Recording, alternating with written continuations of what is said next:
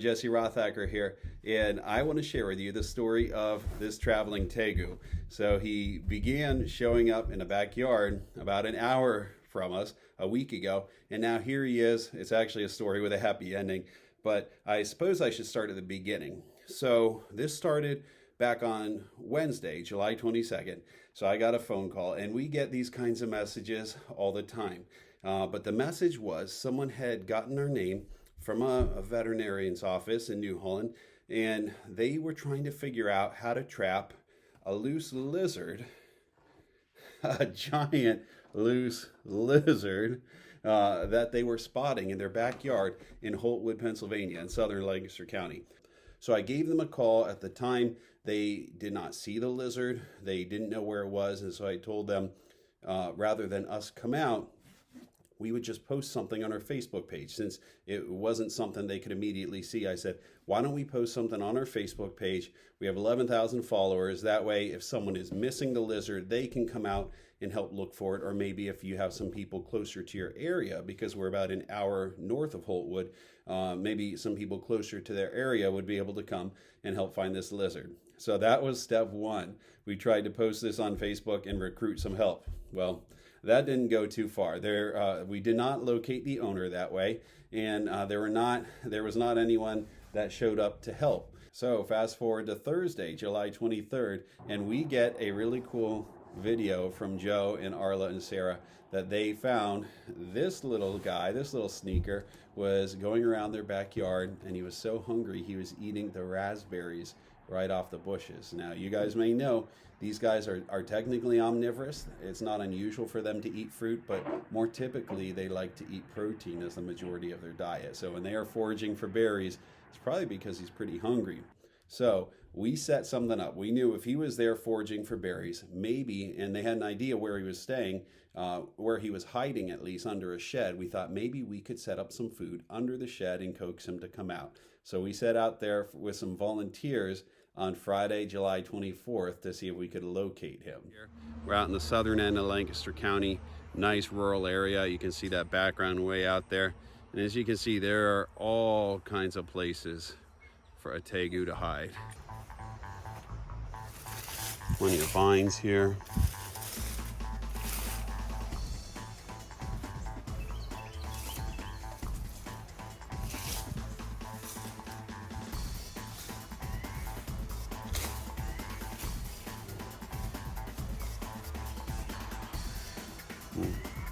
Nice debris piles over here. Gosh, he could be anywhere.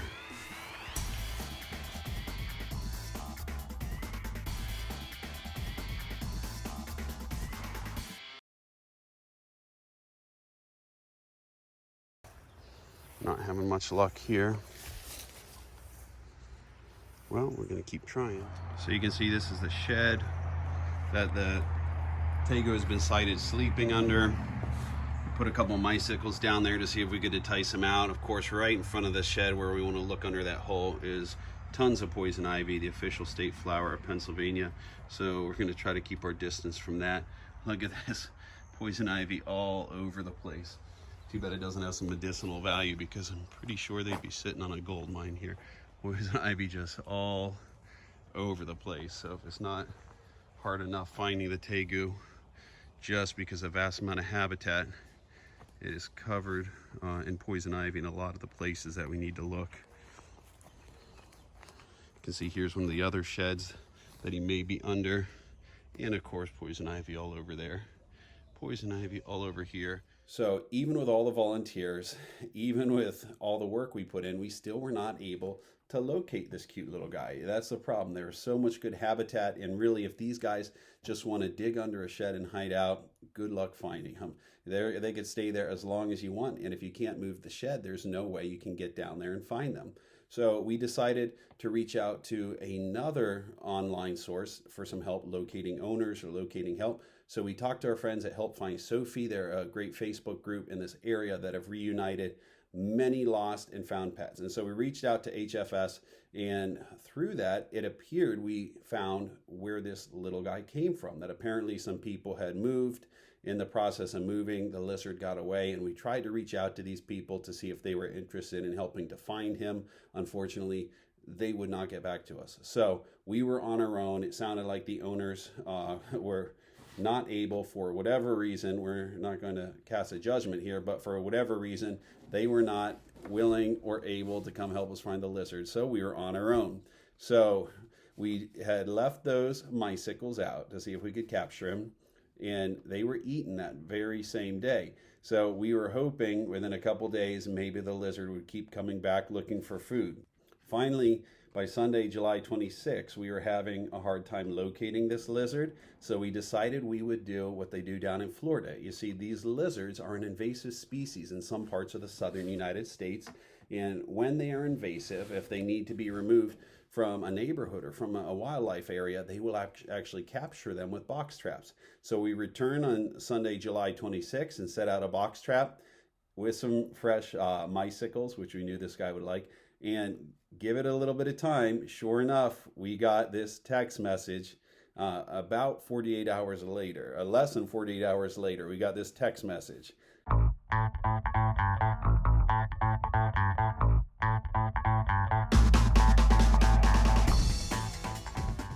So let me take you down here, and this is what it was like on scene when we got to go meet this lizard for the first time. All right, guys, it's a reptile rescue moment right now. So we just got a call a couple minutes ago that the Tegu traps that we set yesterday or Sunday, well, guess what? They caught a Tegu. So the homeowner, Joe, gave me a call. He said all the bait that we put out, a combination of mice and eggs, is completely gone, and they have a Tegu that is trapped in the box right now. Our homeowners here, they did a great job. They kept our traps ready to go. You see that one back there with a blanket over it? We've got a lizard in there, so we're about to go check it out. You guys ready to see what we found? All right, guys, we are about to see the Tegu that has been loose in this backyard, that's been caught on video eating berries of all things. And our homeowners were diligent here. We helped them set up some traps and bait some traps, and then they kept at it and they kept aware of it. And then just earlier today, they did catch, you see what's in there? They caught our little Tegu. They put a towel over it just to help them calm down. So I have my helpers with me today. Viola, do you want to pull the towel so we can see our Tegu? Oh wow, he's a tiny little one. Oh yeah, look at that cute little guy. So as you can see, guys, he's a little bit excitable right now. So we're going to take him in where he can mellow out a little bit, and we'll give you guys a closer look. So we have this really nice looking Tegu right now, and he's quite excitable. So we're going to try to get him to mellow out. Going to get him out of this heat. This heat is going to make him really active and also really agitated. So we have a container we're going to put him in that's going to cool him down. It's also an opaque container. It's not see-through, and so he'll feel like it's a hiding place. So that's what we're going to do. But if you can, Kenny, follow me down here to where he's been living. So the last week or two, possibly, he's been living under the shed. Right now, look at him try to go back under there. That's been his house for the last couple weeks. There's a great crawl space under that shed. And so the homeowners have seen him sleeping under there and then coming out to eat some berries. So we're gonna get him out of the great outdoors. We're gonna get him in a nice air-conditioned dark container so he can mellow out and relax. And we're gonna get him out here, and hopefully we'll have him listed for adoption before too long.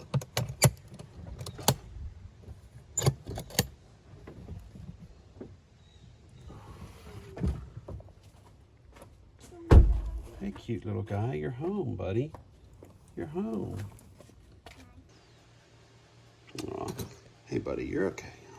So you can see a lot of times they get a little bit grumpy, and so you try to let them and see they're gonna open up.